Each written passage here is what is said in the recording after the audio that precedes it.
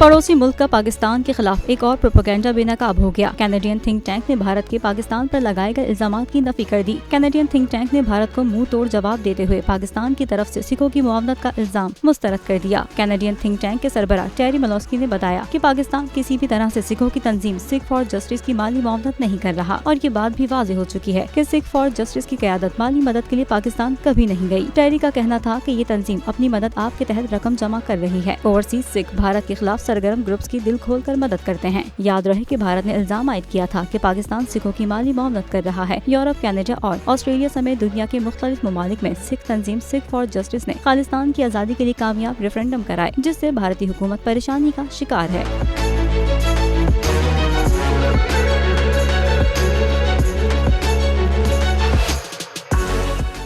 नजर आ रहा है सामने लिखा हुआ है जुल्म मिटने के लिए। दो चीजों से मिटेगा भाई। एक, अदल की कुर्सी पे जो लोग बैठते हैं ना, वो अदल के हिसाब से फैसले करने लगे। दूसरा, कौम निकल खड़ी है उस जुल्म के खिलाफ, तो जुल्म खत्म हो जाएगा। या इन दोनों में से कोई एक चीज हो जाए या दोनों हो जाए। अगर 420 का मुकदमा था, उस वक्त अदलिया में जो लोग बैठे हुए केस देख रहे थे, वो पूछते ना यार चीट हुआ कौन है।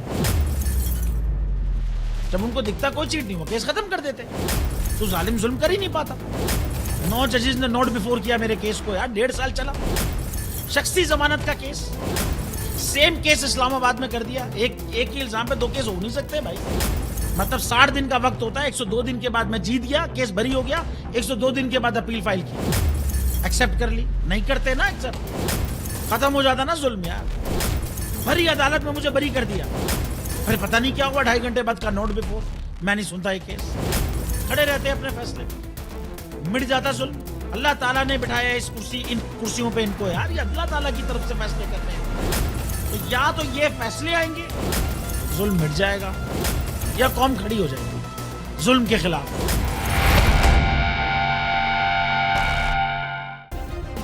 सब्सक्राइब करें और बेल दबाएं ताकि कोई खबर रह न जाए।